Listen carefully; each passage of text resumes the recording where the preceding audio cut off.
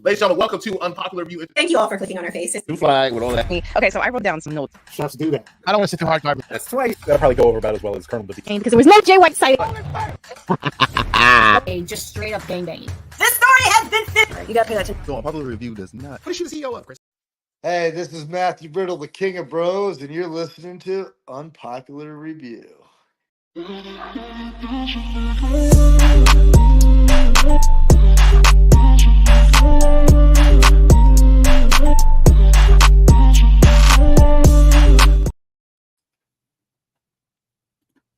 Ladies and gentlemen, boys and girls, children of all ages, and on behalf of two salty-ass Negroes in New Orleans, cats, chickens, and dogs, this is the Monday Night Raw review, and really, we just changed this shit to Freckles and Friends, and we have the most upcoming, this man is the two-time upcoming most improved of the year, the rookie of the year when he first joined, I don't even know if he was, but fuck it, I'm gonna still say it because he is.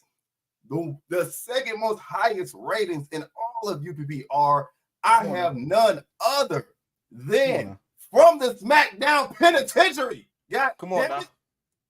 Dice, come on now. Z is fucking silent. How you doing, Z? Let's go, man. Listen, first of all, I didn't even have my SmackDown Penitentiary thing in here. Listen, they be, you know what? Never mind. You know what it is. Welcome to the SmackDown Penitentiary. And the head warden is here, so you know what I'm here. Every time I'm on the show, it's always drink o'clock. We're going to drink a little bit. We're going to talk some wrestling. Finally, I get to talk some Raw. I'll never get no Raw. I'll never get to talk a 3-hour show. But I got the 3-hour show on Friday. I got a 3-hour show on Friday. Oh, hold up. Let me switch this for you. There we go. Now, there you go. See, that's what we do on SmackDown. This is what we do on SmackDown. It looks better. It looks more presentable. Same people drink their drinks in Chick-fil-A cups. You don't know what we're drinking. Exactly. But on this show, you can tell exactly what I'm drinking. I'm drinking a Monaco Mai Tai right now, and then I'll crack into this E&J in a bit. But what we got? This nigga's about to have on black. Oh yeah, gotta have black forces on. Ain't no way. We got a black force. We don't wear forces. E&J. We don't wear forces. I wear Pumas over here. Hi, Charmaine. Thank you. No way you gonna have E&J bottle. Back-to-back day, Charmaine. Show me some love. Thank you very much. How is your day going, lovely? Freckles, let's get into it on the show with an E&J bottle. The last time I had E&J was like my sophomore year of college, and I never wanted to have it again. That's all I'm gonna say about that. It was a wild night. I crashed out worse than what we got right now with freaking American Made and Wine 6. It was a whole crash out fight. He should have been called it should have been called a street fight. He should have been called crash out. That's all it was. The whole entire match was just crash out. It was definitely. It was a lot going on. It was a lot going on. I will say that it was a lot going on, but it wasn't to the point where I couldn't follow it. Right, and it got honestly to me it got everybody over, right? But specifically for me, the way I saw it, I saw Rowan got over. And shout out to Joe Tessitore because he got a lot of flack last week. And let's not sit here and act like all of us ain't never started a new job before. Michael Cole wasn't even Michael Cole when he started. Michael Cole was getting punked by the Rock. Like let's chill out now. Let's chill out. Man was getting molested. By Kane. My fucking hot ranch. Where the fucking hot ranch? Where you need it? Like I love Joe because I'm a huge football fan. So I've seen this man do this same type of commentary that he does on football that he did with Raw, and it fit perfectly. And especially with somebody of a wrestling mindset like Wade Barrett, that was a great combination. Yeah, I do miss Michael Cole because I love when he says Tsunamis for some reason. It makes him happy. It gives him joy. Like he just can't stop. He just can't stop saying it. But Joe held his own, especially with this one. Joe held his own. I did notice also, you noticed too, they started doing like the intros different also. when they first bring the commentators on, it's literally specifically them. They show a span of the crowd, but they don't go straight into segments on them anymore. Yeah. That first hour was commercial free, so that might have been the change up. Oh yeah, that was definitely the big change. But yeah, this match was just crazy. Like I've never seen somebody just rip off a piece of the barricade. It's a fucking weapon. Yeah, that spot was crazy. That was like, yo, what the? But I get it. If you keep on getting jumped by the same three niggas all the time, and you the big dude, you always getting picked on. At some point, you're just gonna say, fuck it. I'm just gonna show y'all. I'm just gonna show y'all how strong I am. He literally pulled a Muhammad Ali and said, I'm gonna show you how great I am. This motherfucker just used it as a weapon. Everybody had great spots. Oh my god, Nikki going fucking ham with and I wish I had that picture.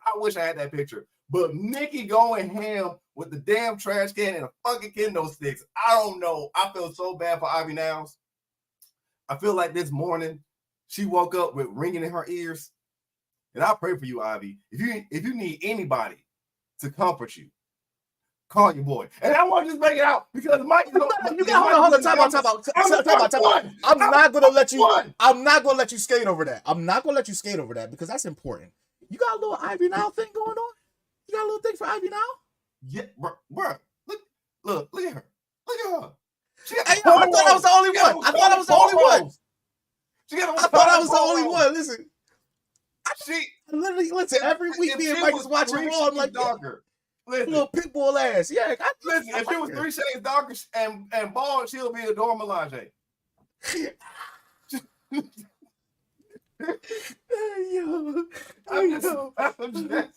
I'm just saying. Thank you. I was genius with the shits too. See, I'm low-key cute. Yeah. See, I told you.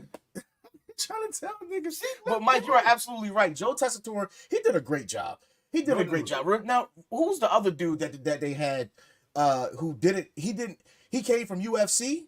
I know what you're talking about, but yeah, he didn't know the product. I don't think he was a wrestling fan anyway. So it's kind of hard when you bring somebody who doesn't even know the knowledge of wrestling. So I believe they signed Joe Tessitore and say, hey, watch our product for a good month and a half. Get familiar with what storylines we have going on because we're going to slip you in here, and then you go ahead and take over. So, and I will say though, I will say when it comes to Joe, he did have his missteps, especially during this match. You know, he miscalled some moves, but I was still okay with it. He still had energy. He still was articulate. He was not boring at all. I think the disconnect with most people is the seriousness sound of his voice, like his octane levels in his voice. His octane levels in his voice they do not match pro wrestling. Like think about it. We've had Bobby the Brain Heenan, we've had Vince McMahon, we've had Tony Schiavone, we've had Larry Zbyszko, we've had Jim Ross, Jerry the King, we've had Paul Heyman. Right? Yeah. And like all of them have a more high-pitched octane in their voice to make it sound exciting. But when he sounds exciting, the motherfucker sound like he's yelling at you. Right? So that might be the disconnect with most people. His voice is a lot darker than what people are used to. And you're right about that because Wade already has like that brash, heavy set type of voice. So it's kind of like now you got two of them. You ain't got no contracts. Yeah, you got two strong masculine voices. But you don't have nobody to kind of like set up. You have nobody to equalize it out. But I still enjoyed it. And then, of course, during the end of the match, of course, this man was going to show up. Of course, he was going to hit the Sister Abigail. I hope he's done with doing the Sister Abigail because I kind of want. I want to see Bo have his own finisher. Nah, you got to keep that memory going. If you're gonna take in Bray's thoughts, his personas, his ideas. Everything from the brainchild of Bray, you keep it going. You keep that memory going. There will probably be never another person in wrestling. I don't even think there was a person in wrestling that was doing Sister Abigail as a move. I really don't think there was. If anybody in the chat, if I'm wrong, please correct me. But I don't think I've seen anybody doing. I don't think anybody did. I think maybe somebody probably did it in TNA before it was a thing, but I would have to go back in my TNA archives because I used to be a big TNA fan, but. I'm pretty sure somebody's probably done it, but when Bray got it, nobody was doing it. Yeah, Bray solidified it. The kiss to the forehead, the pause before he does it. And speaking of doing crazy shit, Joe fucking Gacy. That spot when he was hanging upside, that was so phenomenal. And I like the fact that each sick member has that moment. It's like they have that corner of the turnbuckle moment where they can just hang upside down in their own type of way. But there is a rumor, because I'm so glad that this feud is over. I thought this shit was going to keep on carrying on until Bad Blood. There is a rumor that there's some people that they can go after. One is Drew McIntyre. People have been saying that they could be going after Drew if they don't go after Judgment Day. I don't mind seeing them go after Judgment Day, but then it's like, okay, they're gonna challenge for the titles. Matter of fact, what's going on with the titles? Because we ain't seen these motherfuckers defend they shit so damn long. I almost forgot they had it. Who's that? Judgment Day? Yeah. I literally forgot they had. I think they have 2 title defenses, and then as we heard later on in the night, New Day has a contendership. I do like how they kind of segued from Old Odyssey and then went into like, don't even mention that shit. Don't even mention that shit. Like they was like, we were going to do this, but overall, I give this match a B+ to an A. I expected who I expected to win was going to win. If you're going to come out on some supernatural shit, you got to have supernatural W's, and they swept the fuck out of American Made. I think there was only one time that American Made won, and I think that was Chad Gable. And I gotta time you out. There is no Liv slander, absolutely no Liv slander. But we're gonna get into that. Because she was up there. But speaking of women, this match was second. And I did this picture specifically because I knew you was gonna be on here. I did this picture for you. Normally I don't. Got her in a hucklebuck. I was like, you know what? Kerman knew his assignment. You need to big that up. Hit that full screen in the corner, in the right corner, in your right corner, in your right corner. No. In your right. Yeah. That's what you want. Hit that. That's what I need. Full screen that. Yeah. Give me some. Yeah. There you go. All right, they can zoom out. What you got going on here, man? But this match was cool. This is another speaking about other feuds that I'm so ready to be over with. I was ready for this feud to be over with. I need Black Girl Magic. Chucky doll got her face all in her twat, yo. Chucky doll. That's the Chucky doll right there. Call her Chucky doll. She don't like Chucky. Nobody thinks she like. I'm telling you, she like Chucky, dog. She really looks like Child's Play 2 version. See, G saw the commercial. She creeps me out, man. She got too much gum. She got too much gum when she smiled, dog. Like, you know how like some people got like little teeth and big gums, but she don't have like little teeth and big gums. She like big teeth, big gums, and you can see all of it. It's like a double whopper when she smiles, dog. You see everything. Meat, bun, everything. That's what it reminds me of. That's what she reminds me of. Chucky, dog. When she talks. Her face. Her mouth it doesn't give, but see, it's the mouth. But I don't know what she be wearing, but that's what we got. Alba. That's what we have. Having the Yankees a little bit. That's what we have. Alba. It's a balance. I mean, I wouldn't shoot my shot with neither one of them. But this match had good spots like this one. Their moves as a team is phenomenal. To be honest, I just want to put it out. Their double teams as a team. Their moves are great. Like. I like it. They've been tagging for like 10 years. It just feels like something lacking. Should be great. It's a little the setup to do the move is a little wonky. It takes too long. It's a little wonky. And then the on the flip side of the coin, you had Bianca and Jade kind of do the same thing. She got a little bit of cake, but you gotta that leotard she be wearing. Like sometimes you gotta sift through the outfit, and then you gotta can I get to the yams? I am a pervertologist. I know this stuff. I watch Raw with a different set of viewer eyes, so I study this. So you gotta look a little bit closer. She got a little package, but it's not something that you can sit on a doorstep. You know, you gotta put it in the mailbox. It's a little something. She still got to go in the bathroom. You know what I'm saying? She still got to go in the bathroom and take and What take is them this stink man doing selfies. backstage? She got to take them stink selfies with it boosts her up. but she all right. But this right here, my baby girl, I don't give a damn she married. My baby girl. Both of them. Which one are you talking about? Both of them. I don't give a damn. They both married. But mostly my baby girl Jade. I need people to start putting some more respect on her because she has improved ever since she's came in from a year ago. She's improved mic skill wise. Because I ain't gonna lie, when she was in AEW, I ain't really care for her mic. I ain't care for her promos on the mic like that. I didn't. I was like, all right, this is all right, whatever. I don't know if anybody notices.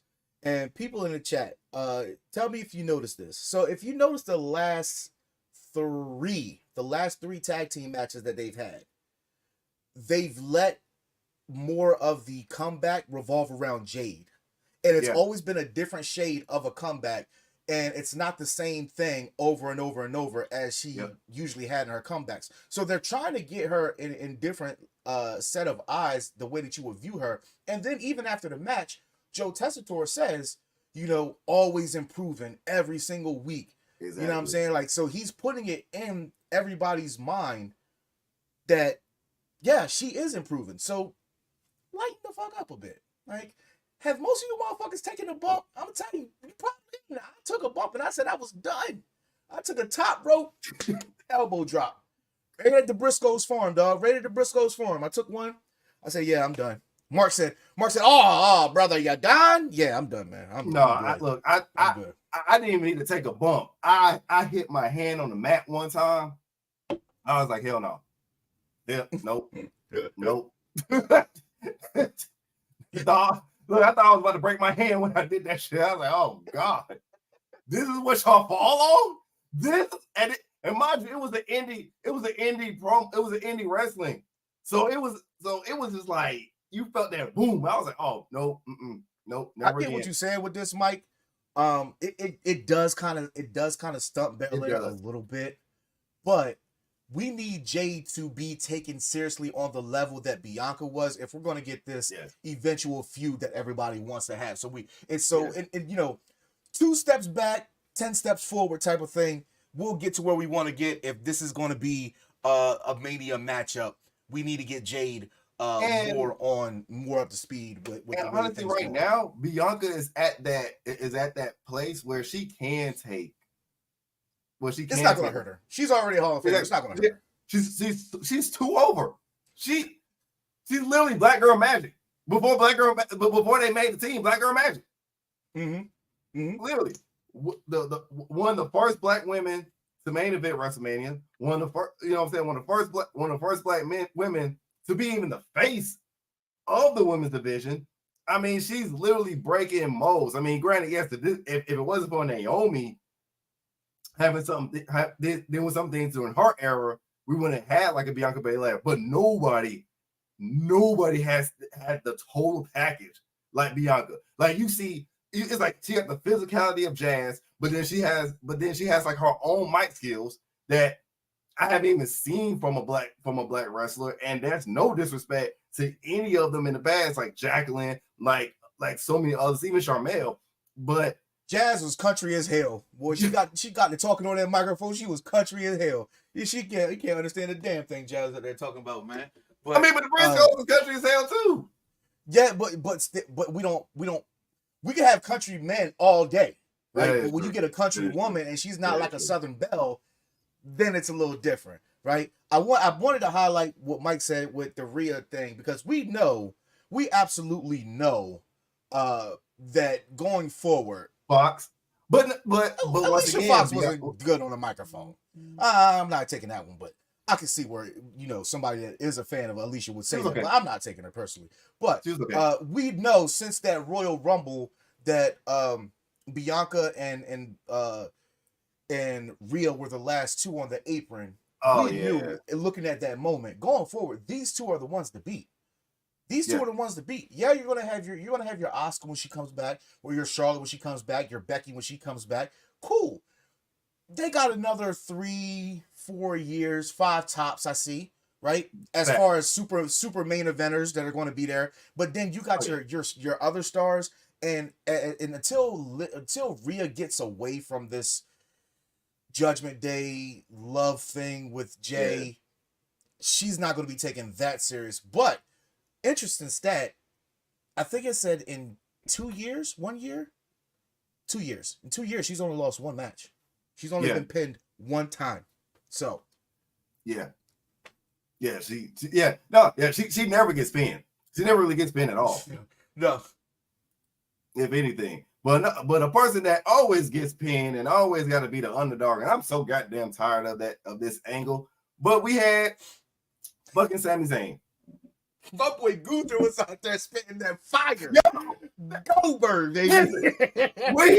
What made it fun? What made this whole segment funny was you saw from like one of the first times Gunther actually cracks. He breaks character for a second, and he starts laughing before he says it. He starts laughing because he knows what he's about to say, and literally did the ultimate meme. It was so calculated. It was hilarious. And shout out to Bad Guy Jack, who absolutely hates Goldberg. So every chance I get, I go to remind him that Goldberg is goated. And I don't really know this for a fact, but I think that it's pretty close. Goldberg may have held just as many championships in totality as Bret Hart. I don't know that. I think off the top of my head, I think it might be close. No, but only because I think at bare minimum, Bret did have a tag team title. I don't remember Goldberg. Yeah, Goldberg and Bret Hart were tag team champions together. What are you talking about? You know what I mean? Holy shit! What the? That's why this nigga hate him. That's why this nigga hate him. This man go on full Kendrick Lamar. I hate the way you walk, talk, the way you dress. I do the same thing. You want me to team up with this dude? He said that man Gunther got a 5-year-old haircut. You can't disrespect the fade. No, for real. Like, that's a whole military fade. This is how I know what they was doing when they created Gunther, because of the fact that every military person knows what this fade is. If you a cop and you have this fade, I know there's no chance of me talking you out of a ticket. Your ass gonna give me a ticket, and it's gonna be a super speedy on top of that motherfucker. That's with that haircut, you know what that is? That's Marshawn Lynch about that action, boss. That's what that is. About that action, boss. And poor Sammy just first of all, I really hate the fact that Sammy Gunther's title reign, because that's all it feels. It all feels like filter. It all feels like this is just for him something to do until Survivor Series, when we have the Bloodline versus Bloodline, because that's basically what. And especially since they've officially named it War Games, definitely gonna have that. So can't wait for that. But yeah, this whole segment was hilarious. I should have known Bret Hart was gonna come because it's Canada. He's always gonna show up. He kept standing back there with his hands in his pocket, them dumbass Jordache jeans. It pissed me off with that dumbass shirt. I ain't gonna lie, that shirt. Look, I ain't gonna for it. The shirt is horrendous. The shirt, and then the audacity. That shirt like he spit up blood in a napkin. That shit is terrible. No, okay, so this is what kills me. And it's only a particular type of people. When you cuff up and flap the cuff, when you flap, you took the time to unbutton the cuff and flap it. You didn't roll it up. You didn't do like the 3/4 inch. You just and then you pull the bitch out. Like, you gonna not flap it, then you bring it up. You bring it up to the right there, so it's tight. Exactly. That shit loose. That shit looser than pearls. That shit is looser than pearls, dog. Yo, Bret Hart, he wanted to flex trash for that shit. Look, trash. He wanted to flex that watch. He wanted to flex that watch. There's the only reason why he did the flap. There's the only reason why he did the flap. This is a commercial. This is a commercial, especially for Jack. This is gonna be great. He's going to load it in NXT. He's not even going to know what it's about because I'm not going to put it in the chat. I'm just going to load it in there. Oh yeah, we could. No, we could put that shit. We could the Diabolical. hell out of that. But do you want to jump into a commercial real quick before we go to the next one? You want to keep going? Yeah, Willie's segment is up too. Chris popped in the back, so you can go ahead to a commercial right now. All right, so we'll be into a commercial with our very own special guest, and this is one of his commercials. We'll be right back. The following announcement has been paid for by the New World Order.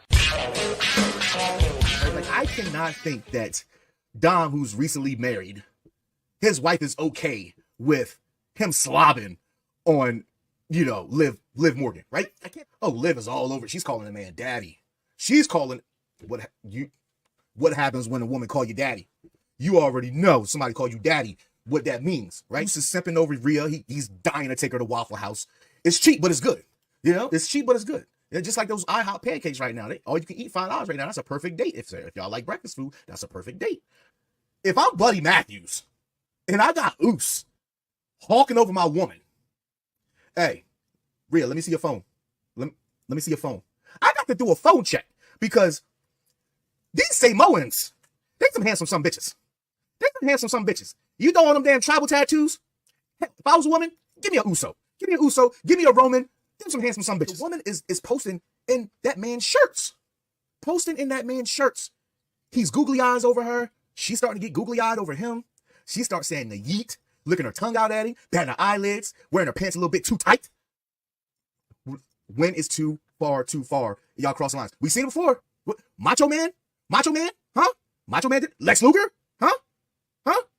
Did Hogan do something with Queen Elizabeth? We'll never know. Maybe. Edge, Lita. Who else? Jeff Jarrett? Kurt Angle? This ain't too far off. Where there's smoke, there's fire.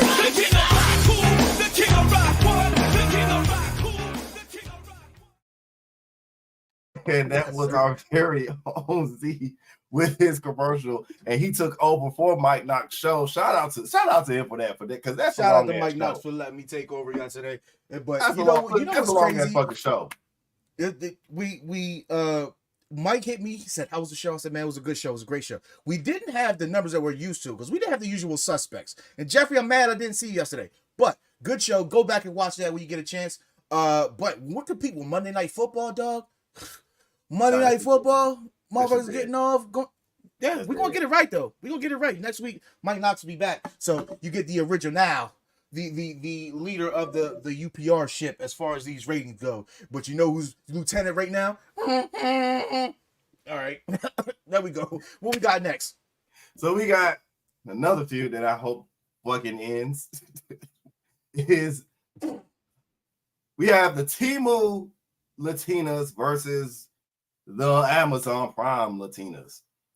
And I'm talking about Judgment Day versus LWO. We had Dragon Lee versus Dominic, and I love Dominic. Don't get me wrong. I love Dominic Mysterio. I love how he's grown. I love his moveset. I love a lot of things about him. I'm just tired of this. I'm just tired of this. You a deadbeat dad. I hate my dad. It just sounds like you remember that one little kid. And he was at a concert and he was like, I hate my mom. I want to hit my dad. Like that's all I get from Dom. But this whole entire thing, this is basically the highlight. I ain't even had no other pictures for this damn match. This is the highlight of the damn match. Was the whole brawl. So the whole entire Judgment Day started beefing with the LWO. I keep predicting this, that after all of this, Dom is going to be in charge of the LWO once Rey Mysterio goes and rides up in the sunset. First, well, good concept, right? It's going to take a lot for Dom to get there.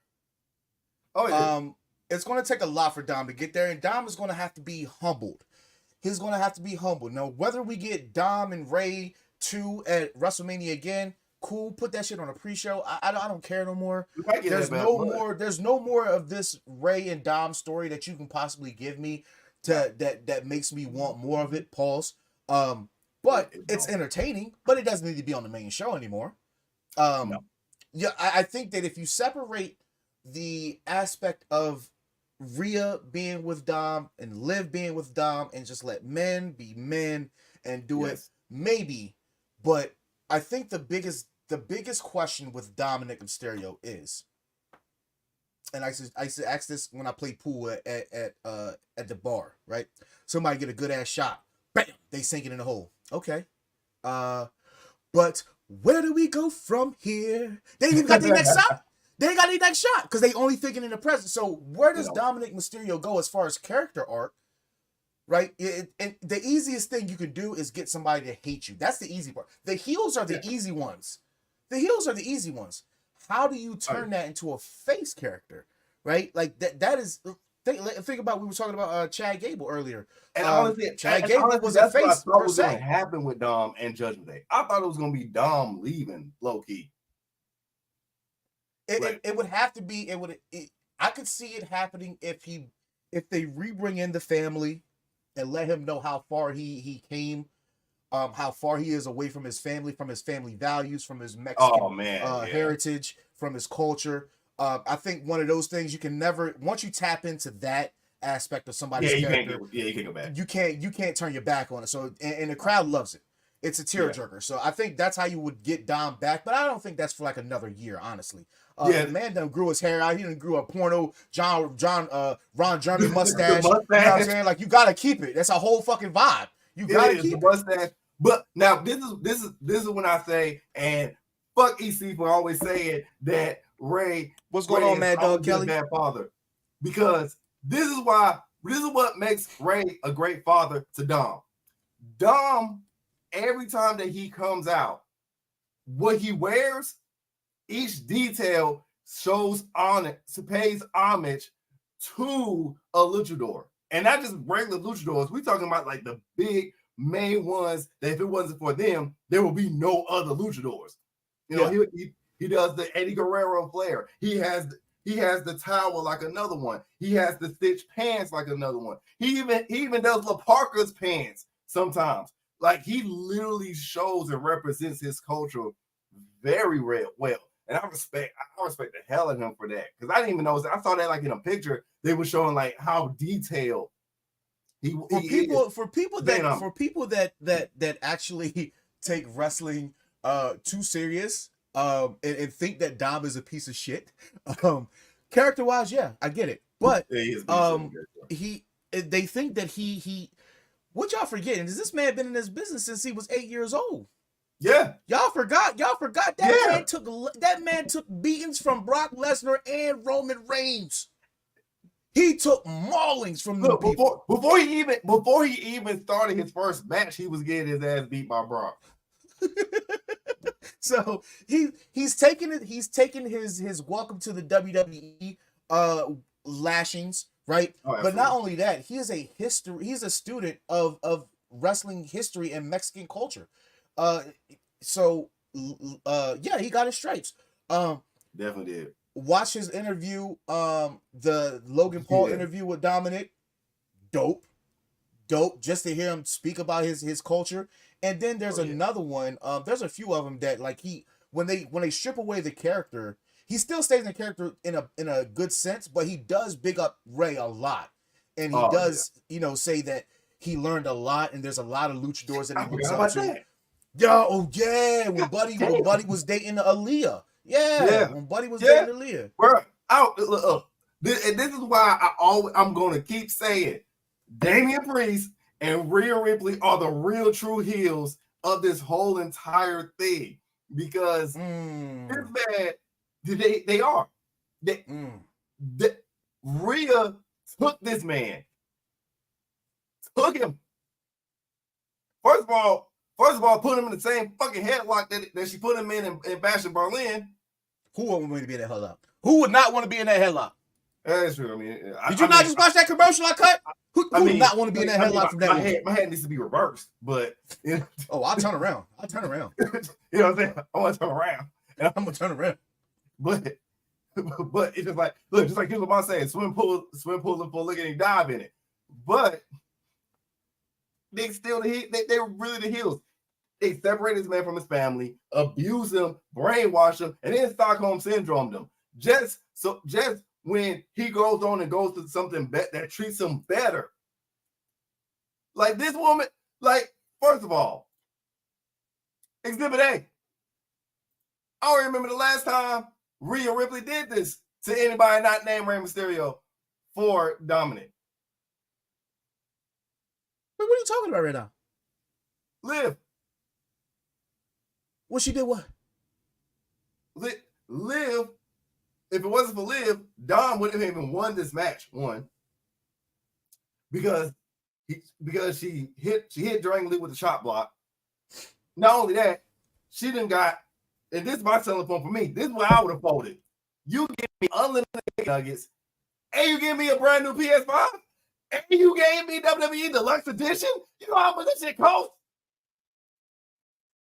You got listen. You got Next thing she about to corner. listen. Next thing she about to get this nigga. She about to get this nigga the PS5 Pro. That shit about to be $699. Sony, are you out of your fucking mind? $699 fucking Sony. Are you out of your fucking mind? $699 if you want the goddamn optional disc tray. Nobody want a fucking disc tray now. Shit. And what you get a disc tray so you can play the backwards compatible games. Now you There's no motherfuckers. difference. Nah. There's no Y'all tripping, difference. man. There's Y'all no tripping. difference between. Listen, I don't give a damn if Liv Morgan gets me chicken tendies. I don't give a good dog damn. Give me head top. Top. That's what I want. Come on, man. I don't give a damn about no tendies or no No, but PlayStation. hey, she gave him that too, because she said, hey, I don't know what you talking about, Rhea, but oh, you already know when she won the title, he definitely. Listen, that's what I'm saying. This shit right here, man. Listen, this shit right here is way too close for comfort, man. Listen, Liv is single. And she lives like a single woman. Look, if Liv you ever is watch living- Total Divas, Liv gets lit and she lives like a single woman. And she be hanging out with Lana. You know Lana's a whore. Lana's a whore. Lana, So Lana. listen. Lana spelled anal backwards, and that's for a reason. But listen, you better stop playing with Liv, boy. What 50 Cent say? So seductive. I take you to the for real, candy shop. Liv, look how happy she is. I ain't never seen her that happy with Buddy. I ain't never seen her happy. I ain't never seen her that happy before. Liv single. Liv is single. But Yeah. but Dom ain't stupid. He ain't that stupid. The fuck You out can't of be here. that You see, his wife is cute. She's cute. She ain't no fucking Liv Morgan. And that's the but problem. she'll kill him. No, I'm saying she ain't stupid. Them Latino women? All right. These motherfuckers. Okay. You ever watch the Mike Knox show? He always say the women are there to keep the boys entertained. How you think JoJo Offerman got turned out? You know who caught her ass first? Randall Keith Orton. That's true. Orton caught that little curly haired, light skinned little cutie on the come up. Wade Barrett had Alicia Fox out that bitch gone. She was losing her mind over goddamn Wade Barrett. You know what Wade Barrett told her?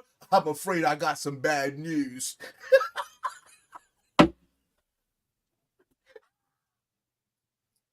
And honestly, the only reason why I keep on going with this segment is because the next segment I didn't really care for at all. What we got? And that was the Bang Bang Scissor. That was the Bang Bang Scissor Gang. I mean, Pew Fusion Collective. Whoa, we not going to disrespect the boat. The boat. Now, hear me out. I don't care for Bang Bang Scissor Gang, but the only great part about this segment is that she saved the segment. She carried this segment. She saved this segment. She saved this whole entire feud of Zelina trying to find relevancy outside of LWO, and you got Lyra, who, to me, I loved her in NXT. Loved that match. I can never forget the match that she had with Becky Lynch. And I get now that she's called up, she's getting, you know what I'm saying? She's trying to get her feet wet, get her foot in the door and all that type of stuff. But this feud for me was just going nowhere. This feud was going nowhere. I need pure feud. I hate saying that name. I need Bang Bang Scissor Gang. That's what I'm gonna call. That's my name for it. I like Pure Fusion Collection because for those who don't like the name, understand what it means. These are three ladies who all have MMA background and That they is true. wrestle. That's the fusion. That's the true. fusion. I think it's a genius name. Let's not act like every single name that people came up with was a immediate hit. Let's not forget. Remember when Jericho came out with the fucking Inner Circle? What the fuck is that? But then after a while, it's like that shit kind of hit. All right, this shit kind of hit. The Hurt Business did not hit when it first came out. Lie. Nope. I can't lie about that one. I did like that name, and it was because the Beatdown Clan did not work when it first came out. The Main Event Mafia, they hated it at first. Don't hate on the greatest faction in the history of professional wrestling. I ain't even gonna lie. I did not like the name. I'm just saying, the name isn't really the thing that gets them. However, I will say that Sonya Deville needs to be praised, not only because I have the biggest crush on Sonya Deville. Ooh, I do love me some Daddy Deville. And I can't go into Bailey because Bailey wasn't on here. My luscious, thick-ass shaved queen. But I will simp over a little bit of Daddy DeVille. That woman is beautiful. She is. And she has talked and been the mouthpiece for them. And it is helping Shayna and it is helping Zoe. I think the problem is everybody wants things fast forwarded. Wait and see what the fuck happens. Wait. We're going to get what we want, and what we want is Damage Control versus Pure Fusion Collective. That's the marquee. That's the marquee. So I think if you didn't have so many injuries that happened, that would have happened. But thanks to injuries, Zelina Vega got TV time. Yeah, you get more development. And this is what you want as a company. You want so many people that be developed and over that you trust that you don't even know what the fuck to do.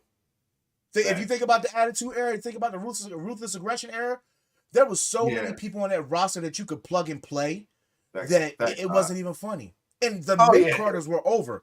The mid-carders in the late 90s and early 2000s, the mid-carders was over. So when people like Steve and EC say, "Oh, how many shirts is they selling? How much merchandise they selling?" It doesn't matter. Do you think that niggas was giving a fuck about X-Pac merchandise in fucking 99? No! They didn't care, but he was over every time he came out with the European Championship, when he came out that bitch with Kane. The Outlaws was out that bitch. You know what I'm saying? Who can say that they bought a Goldust shirt? No, I don't even. Goldust ain't had too many shirts if it didn't have R-Truth on that bitch, tell you the truth. Exactly. Exactly. But it was honestly, it was good to see Natty out there, as I am saying that I might calls Charlotte the greatest. I call Natty the best. I call the Natty goat the in the best. boat. I think that Natty, if we're talking about character standpoint, I think that Charlotte does have it, but she has one character that she's great at. She's not good at a face. No. Right? But Natty has no character. She's just good in the ring. Like, they haven't ever given Natty something that she can sink her teeth into, or they give up on it too early. And that's been the gripe through Natty's career. But you put her in the ring, she can wrestle with the best of them. She can put anybody over. And that's why I believe that she is the boat, because she can wrestle circles around anybody. She can put anybody over, and she can make them look good. And still, if she takes a loss, it doesn't hurt her. She's a Hall of Famer. It don't. Doesn't hurt her. And that's what makes Natty so good, is the fact it doesn't matter if she loses, because she can go over. Jeff just said it. Jeff just said it. And even though she won, but Jeff just said it. She's that veteran that can go and put younger women over, and it doesn't matter because it's fucking Natty. Yeah. And Charlotte Flair is not the greatest wrestler of all time. I just want to point that out. I know Mike gonna be mad as hell that I said that. But listen, I smell a debate coming. I smell a debate coming. And the reason why I say that is because I personally feel like it's like a 1A, 1B type of thing. It's a 1A, 1B for me. Yeah, but then honestly, in my heart of hearts, Natty up there, if we're talking about ring prowess in the ring, I think that Natty is up there, strictly in the ring. However, if we're talking about the total package, in which if you are going to do this debate with Mike Knox, you would have to come with a fucking package and not just ring. So I would say, if I'm not going to choose Charlotte, it's definitely not going to be Trish. And what people don't want to admit, hot take, Mickie James over Trish Stratus any day of the week. Yes. Any day of the week. I agree. My skills, check. Wrestling ability, check. Anytime that she had a gimmick, check. I mean, Walter, thank you for the acknowledgement. And then granted, I know that Charlotte is only in WWE, but the fucking run that Mickie James did in TNA was just so phenomenal. The people that she fought in TNA, the people that she went over in TNA, to have that first of all, that damn song, that hardcore country song was elite. Elite. It was one of the best TNA songs. It was one of the best TNA songs they had. But yes, I will agree with that. I'll put Mickie up there. I'll put Mickie up there. You also got to put Nikki Bella up there. I mean, I get it. It's in the Divas area, but it's in the Divas era. But she was, Nikki was doing her Some thing. people are going to put AJ Lee there. Some people, I mean, personally, I wish they would have backed Layla a little bit more, but they didn't. I thought she had a total package. Her and Michelle McCool. Michelle McCool gets more of the praise than Layla does, but it is what it is. But anyway, where we at with it? Because we're trying to do a 3-hour show, and we're not going to do 1 hour. Speaking of bad blood, we get this, and I'm so excited because first of all, Wade, if you tease me one more time, whoa, pause. Big pause. Everybody in chat, pause that. If you tease me one more time and act like you about to wrestle and you don't, we're going to have a problem. Because this is like the fourth time. It's the fourth time that you've done this where you stood up to Drew. Now, Drew done slapped your ass twice. Pause. And then he also smushed you like 3 times, and now he gets face to face. Are y'all trying to tell us something? Y'all trying to tell us something that behind that wherever Drew goes to practice, Wade is there, and they cooking something up?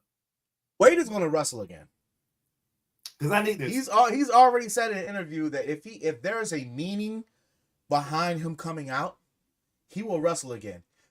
The only 2 meanings that I could see that he comes out, he gets that world title. Sheamus, Drew McIntyre. Yeah. Those are 2 of his closest friends. They can bring it out of him, pause. But those are the 2 reasons that he would come out of retirement. He wants to come out, but he's one of those people where it has to be something meaningful, which is fine. Like, cool. Because I want you to come out of retirement and you give us a dud. I need Bad News Barrett back. I need God Save the Queen. I need that. I need Bad News Barrett. I need Bad News Barrett back.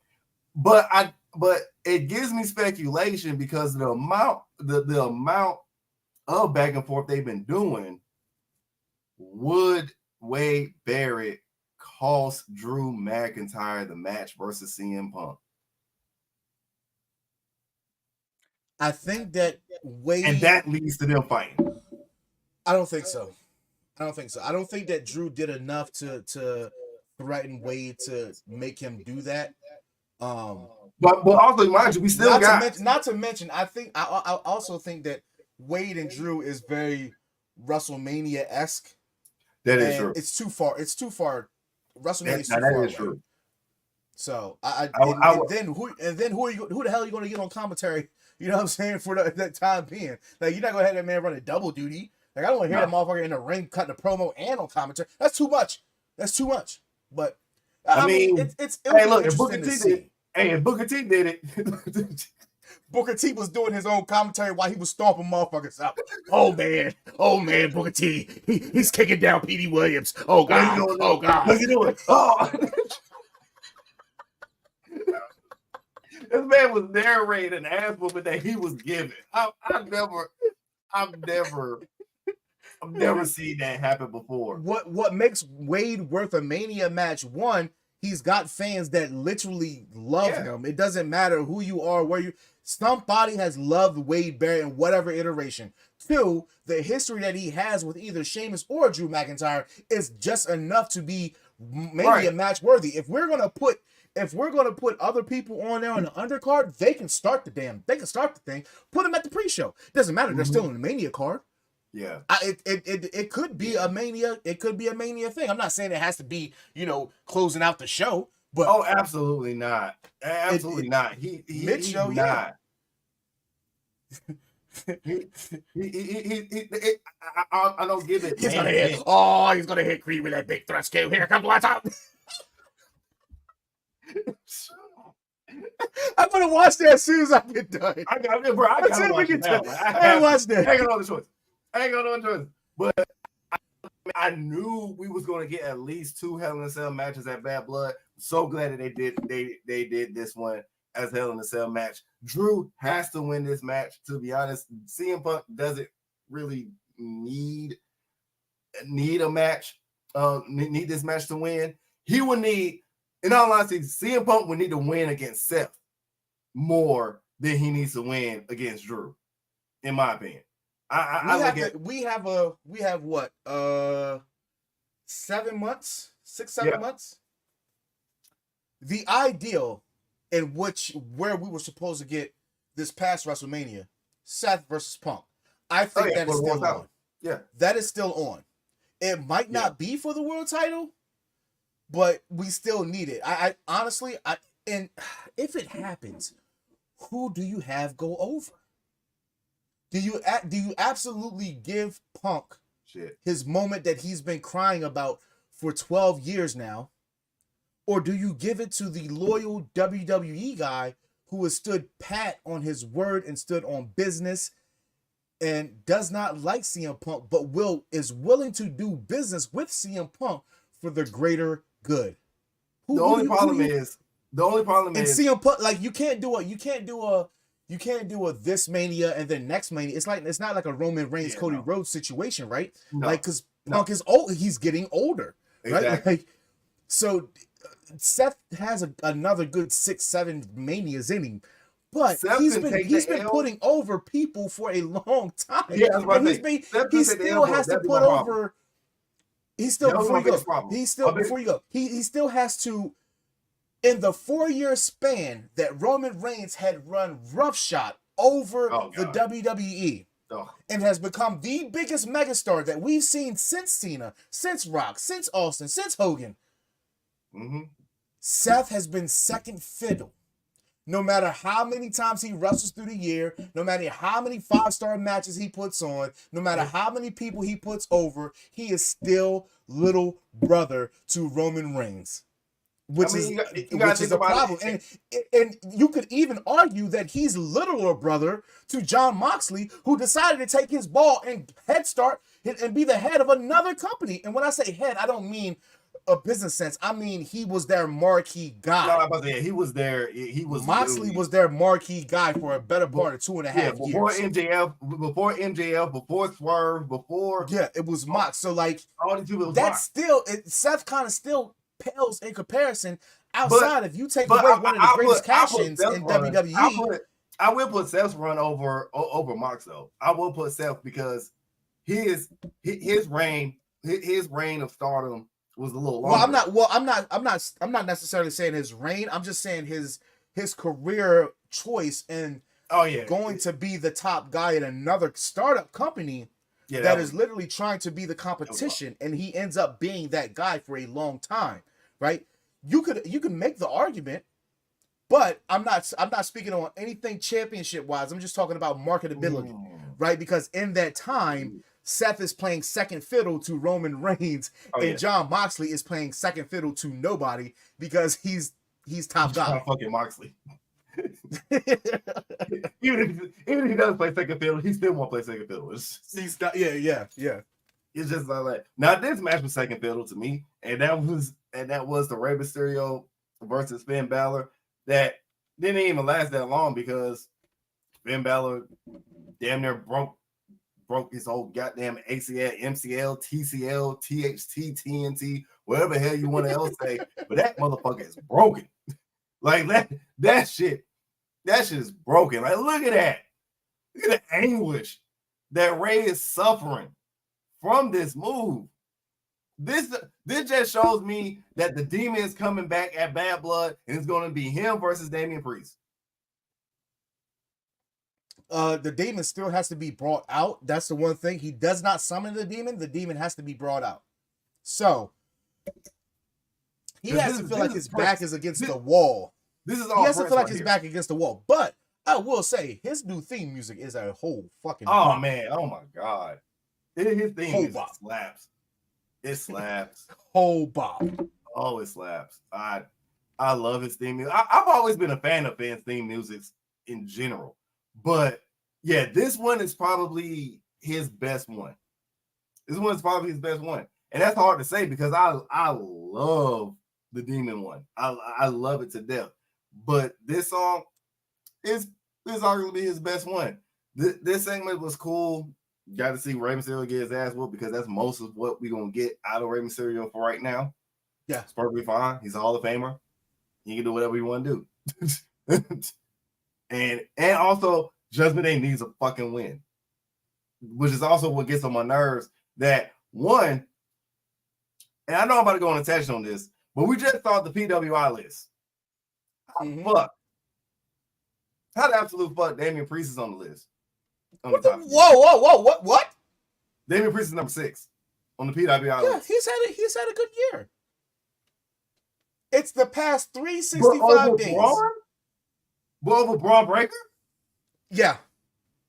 Braun Breaker wasn't even on the main event scene. How do you take a guy who's been on the development and then put him over a guy that's in the main event scene on the flagship show? You can't do it. I get that. Because at first I was like, whoa, they skipped. I was like, oh, they were skipping over some folks. Let me ask you this: where was Carmelo Hayes? That is a good question. Because truthfully, Carmelo match quality wise, Carmelo should have been a better 365 than Braun Breaker. Yes, Braun Breaker just has better character development, in my opinion. Yes. I think that's what set them apart. Melo has the move sets, but my problem with his with how he's coming up into the main event is like his character just has no riz. Like Gen Z folks say, his character ain't got no riz. He doesn't have that. He doesn't have that flair. He doesn't have that aura that he used to have in NXT, where he was him.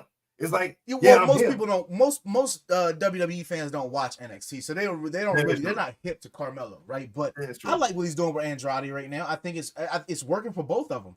I think that was the Benoit Booker T effect.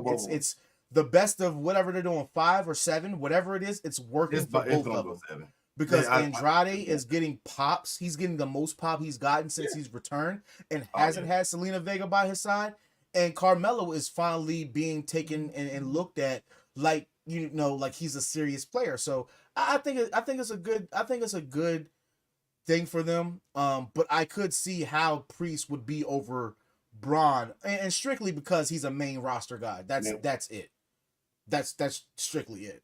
I do. I will agree to that because at first, like I said, when I first saw the list, I was like, hold up, because at first the list, the top 3. I agreed on. I was like, okay. Okay. Then when I started looking down the list more, I was like, oh, okay, all right. Now we getting a little too much. I can't wait for the women's list to come out because I'm definitely curious on how they're gonna rank that. They're gonna rank that between Rhea and Bianca and Jade and Monet, and then like that's gonna be a loaded list. Just like our main event, which is coming up. But before we get into the main event, we're gonna ask what It's Beaming with Willie, steaming, beaming. And we'll be right back. This is the Raw Review Show with your host, Freckles Sensei, and my guest host, DJ Dice, which is the Z is silent. We'll be back.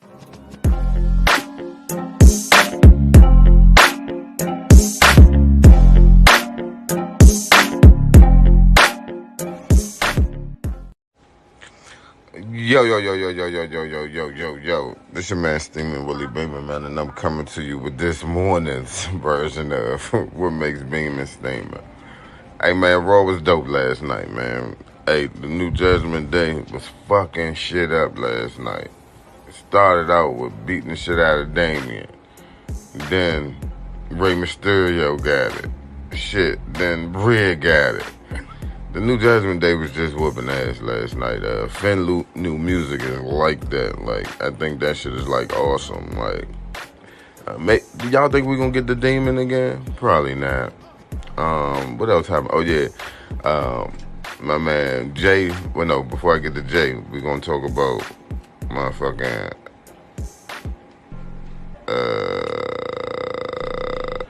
Can we talk about how what's the name in them? Bianca and motherfucker Jade ain't like that the Kabuki Warriors touched their goddamn titles because they had COVID. That was funny as shit. That was hilarious. We really got to see that they finally about to give my man Jay a push. They better not have him go all the way for this title at Bad Blood and lose. Like, the only way I can say they have him lose is like somebody from the new bloodline come out and cost them the match. Other than that, like, they better get this shit right with with Jay, I'm sorry. We got the Wild Six against Alpha Academy 2.0. Of course, Wild Six got the win in the four-way match, which they should have. If they didn't, it would have been a goddamn problem because you keep doing all this building to make the Wives lose. That'd be crazy. Gunther, we got Gunther in the ring with Bret the Hitman Hart at the beginning of the show. And he took a Goldberg. He made a Goldberg joke saying Goldberg, and we all know Goldberg is infamously famous for injuring Bret the Hitman Hart with a super kick. We all knew that. Of course we knew we was going to have her appearance by Natalya. I'm just surprised that they got the win. Because I think she's like the woman Brooklyn brawler. Judgment Day came back out again, fucked some shit up, beat the shit out of Rey Mysterio. Well, Finn did. Like I said, I just like this new direction, man. Bronson Reed came out in the Fed and the Fatal 4-Way in the Continental match, and that's how we got Jay winning. Yeah, man. So all I got to say is Jay better win the motherfucking title. Yeet. All right, man. It's your man Steaming Willie Beamer, man. What makes Beamer steaming from the bed edition. Hey, I will show y'all my girl butt, but that joint looking real tons right now this morning. Matter of fact, let me turn this camera around so y'all can. Where she going? She tried to leave, y'all. And just like that man is wild. That man is wild. I was trying to segue it. I was trying my best to say. I'll try my best. That man is wild, yo. Listen, if there's no way that EC looked at that commercial and before he uploaded it.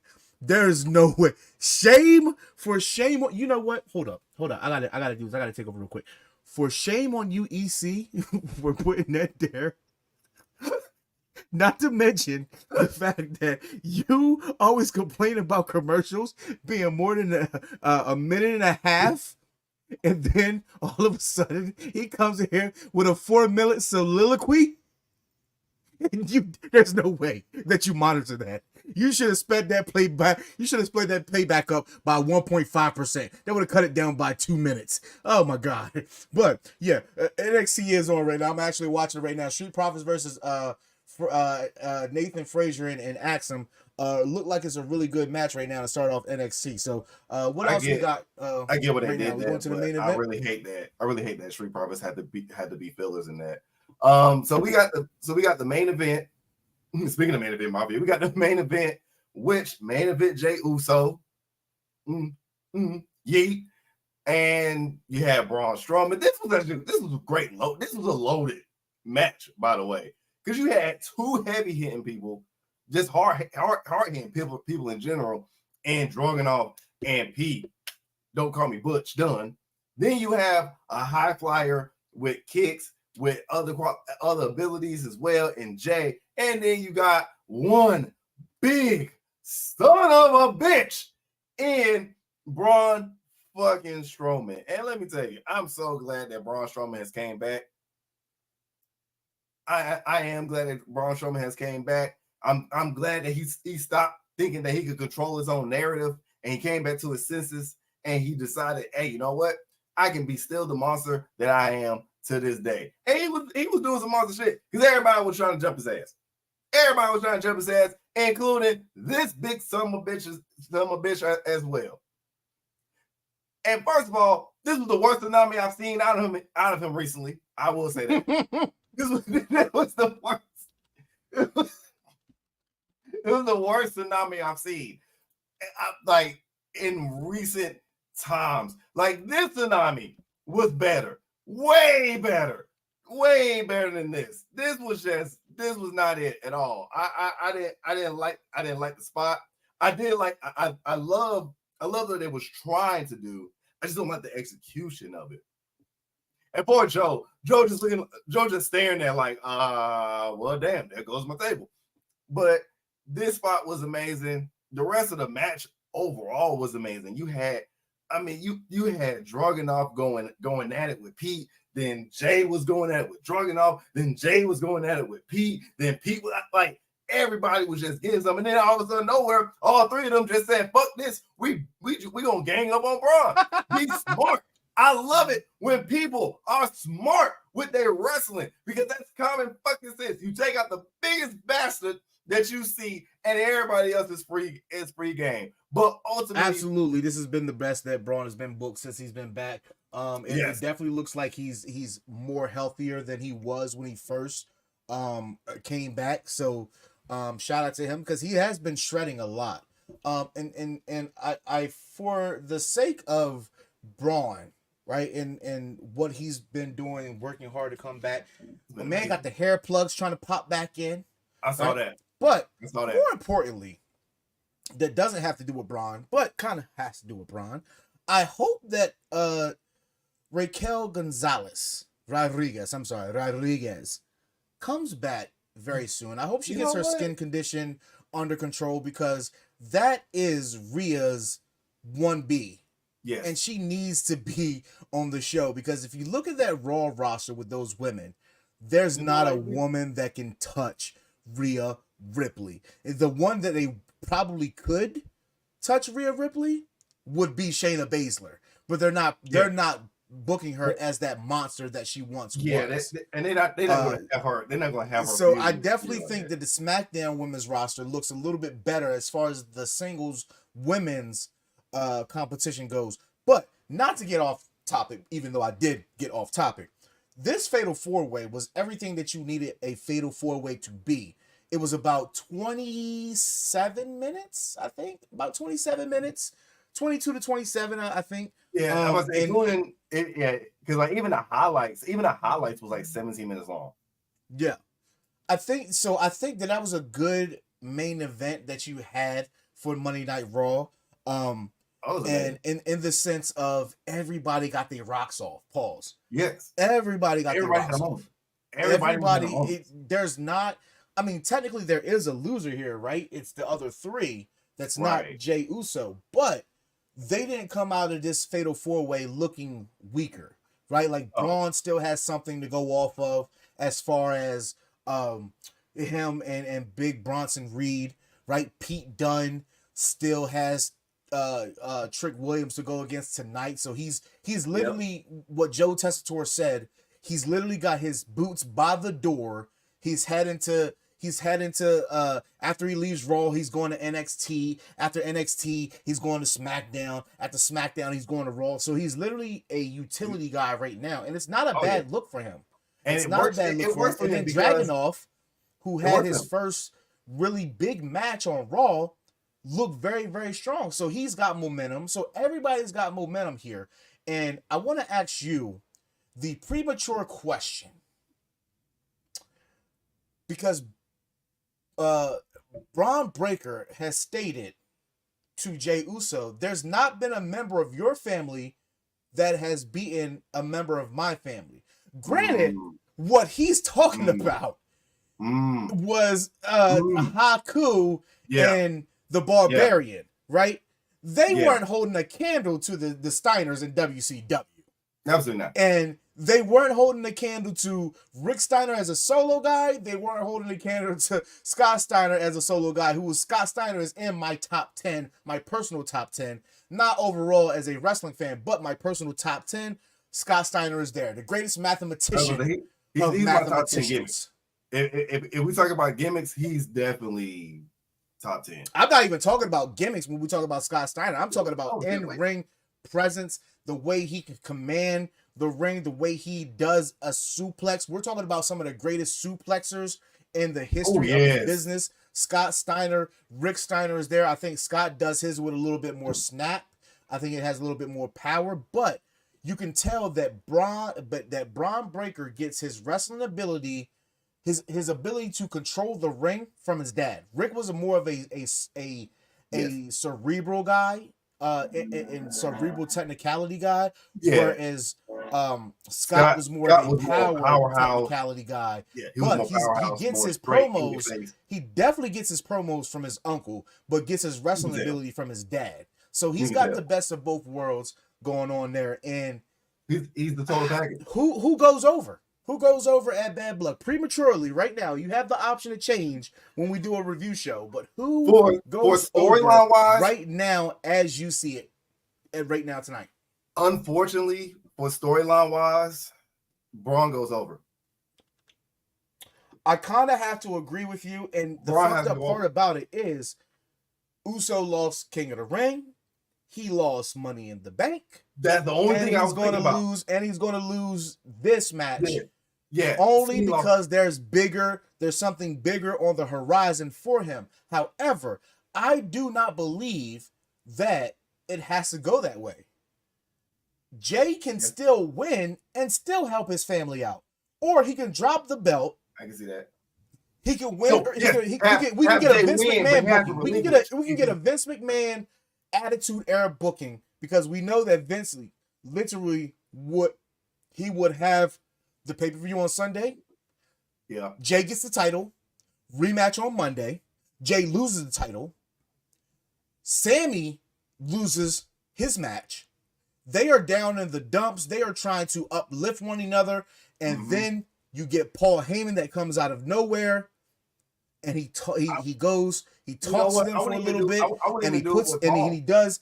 No, Paul's not gonna. Paul has to be the one to initiate the conversation on behalf of the tribal chief. Think about it.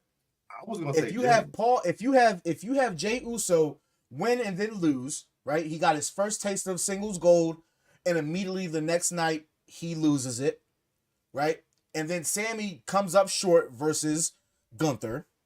They're both down in the dumps. They were a tag team at once.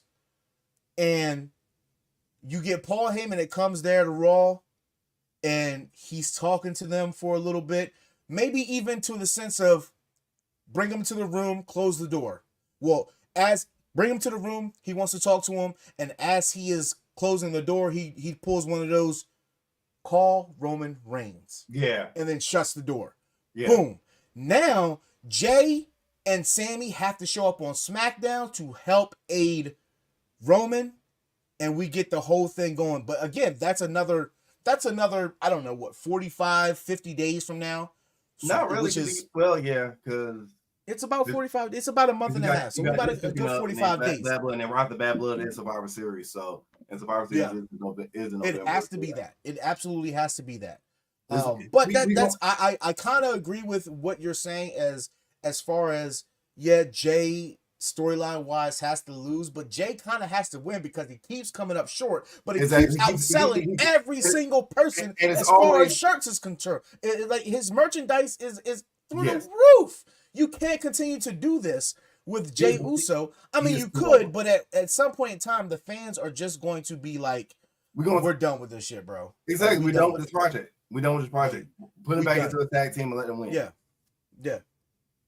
But Put him back into a tag team.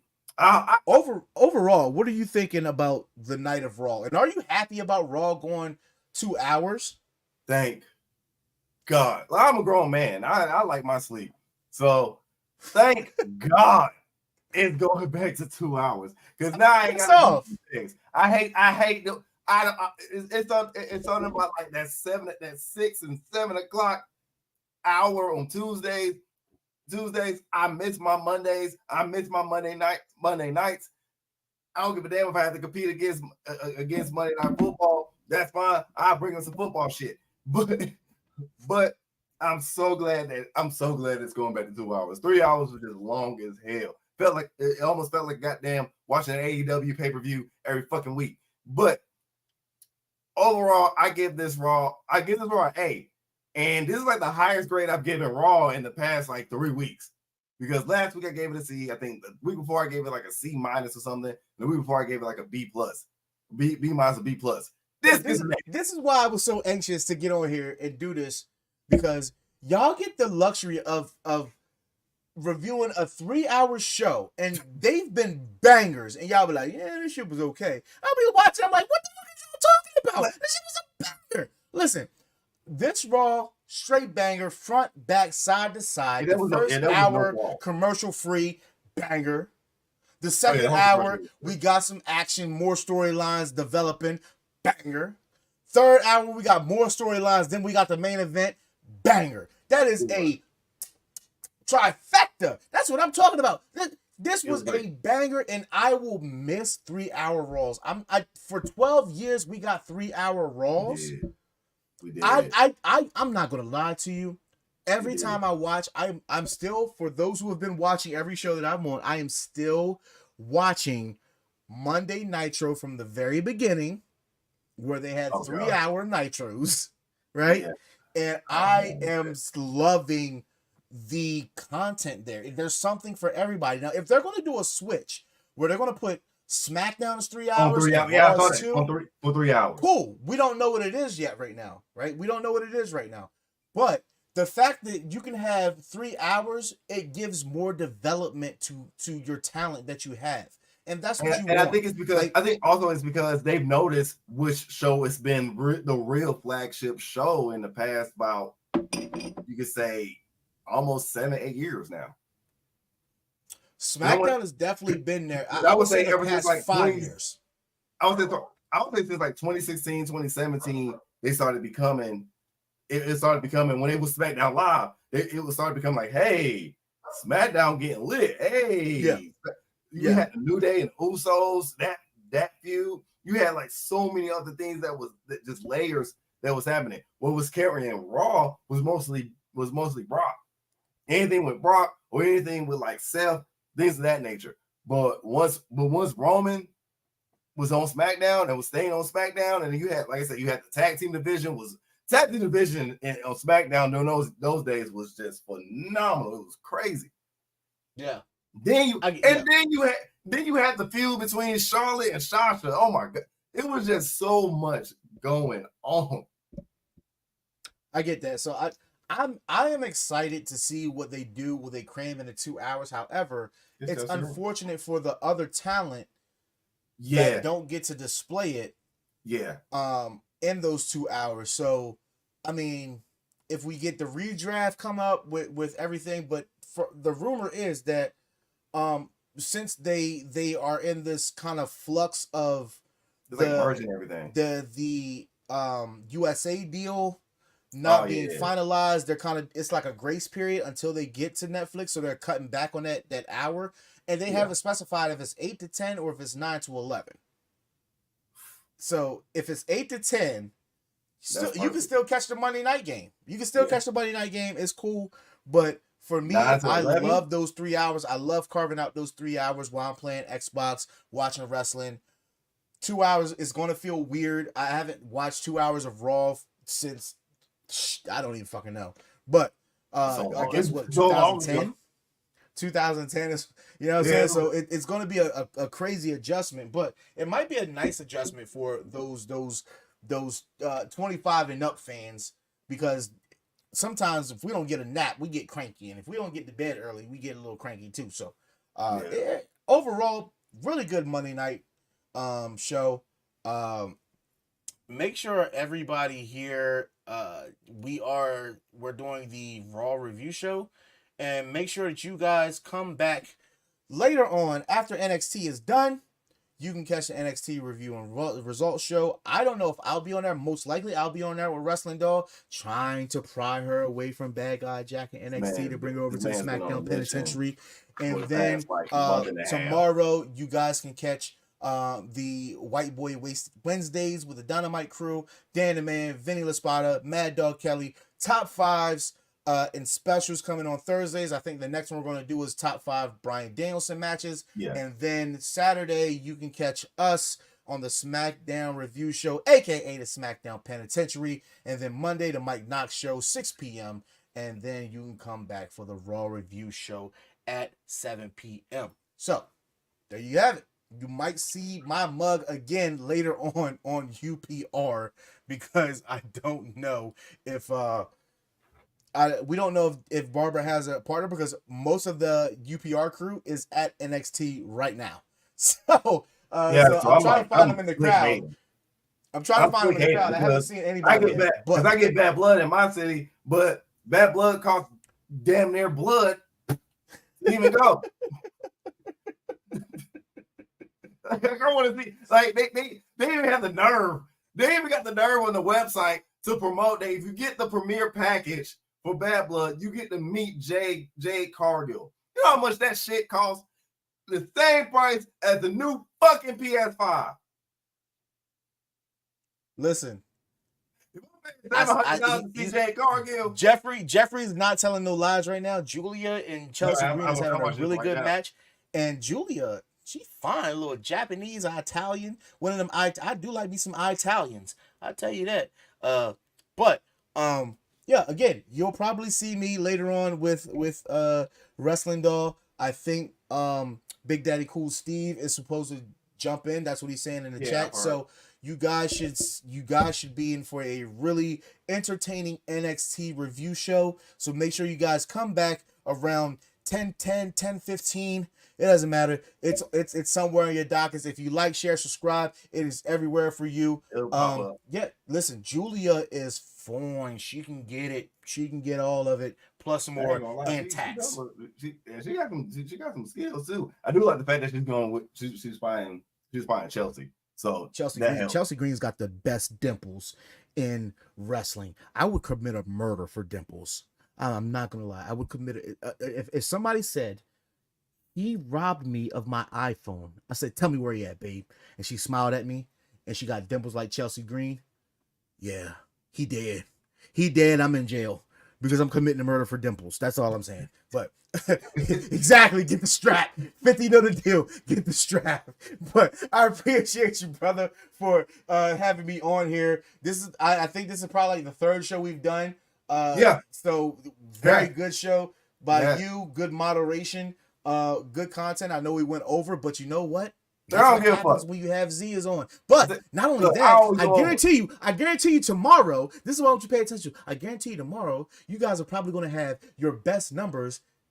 I don't want to say it's probably because of me, but I'm kind of like a big fucking deal here. That's all I'm saying. That's all I'm saying. But now I will say, though, there ain't been a show that I ain't done where I don't make people go crazy in the chat. Listen, you got so many clips from the show. I'm not gonna lie, you got so many clips from the show. I'll be content creating all day tomorrow. I'll chop some shit up. Look, I got so much content y'all haven't seen yet from these shows where I'm like, yo, I'm just about to load up.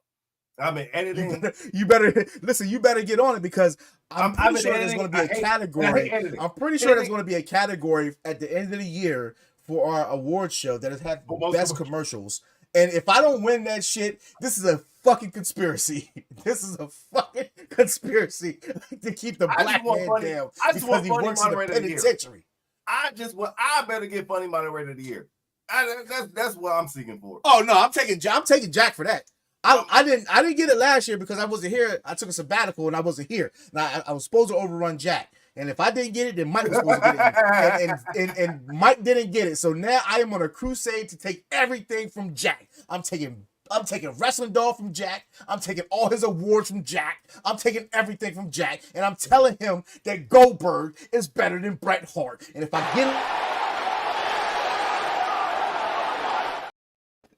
get on NXT, I am shouting Goldberg praise until Wrestling Doll stops me. That's it. I'm broken. Well, that's you got it from there. We about to get in so much trouble. Not really, but we about to get in so much trouble after this.